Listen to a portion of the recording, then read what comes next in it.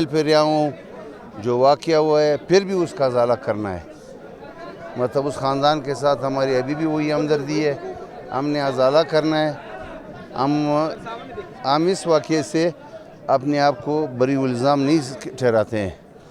उस फैमिली के साथ जो भी हो सकता था, मैं अपनी तरफ से, अपने साथियों की तरफ से जितनी इमदाद हो सकती है, जो उनका अपना हक़ है, उससे ज़्यादा हम उसके साथ करेंगे।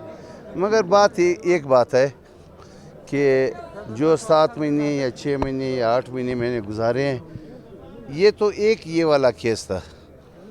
मतलब फिर भी मेरा ये फ़ैसला है कि मैं सूबे में बसने वाले पठान, बलोच, यहाँ पे जिसका नाम उन्होंने सेटलर दिया है, ये नाम हमने ख़त्म कर दिया है।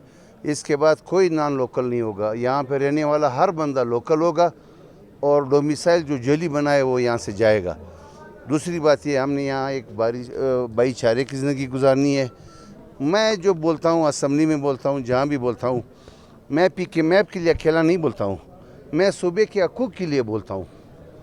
जो मैं करप्शन की बात करता हूँ, मैं क्या ये करप्शन में मैं कोई नैब का इदारा हूँ जो वहाँ से वो 10% ले लेते फिर उनको हिस्सा मिलता है?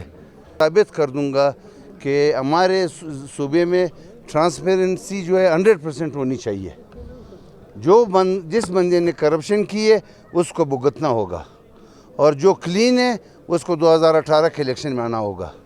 जो गलत काम हुआ है, जो हो रहा है, जो होने वाला है, इसके ऊपर मेरा मौक़िफ़ वही है जो 8 महीने पहले उन्होंने मेरे घर पे जिस तरीके से रेड किया था, मेरे बच्चों पे जिस तरीका रेड किया था, असम्बली के फ्लोर में मैंने कहा था, अगर आपको मेरे ज़रूरत चाहिए थी या आपको ज़रूरत है मेरी, आप एक टेलीफोन कॉल से मुझे कॉल कर सकते थे, मैं आता। मगर 3:30 बजे के वक्त जो वाक़या हुआ इस घर में जहाँ अभी हम खड़े हैं, बच्चों के साथ, हम मेरे साथ, और ये कहना कि वो फलाना है और आप ये देख लें केस एक्सीडेंट का, और मैं 26 केसेस में 7 महीने से कोर्ट्स में पेश हो रहा हूँ।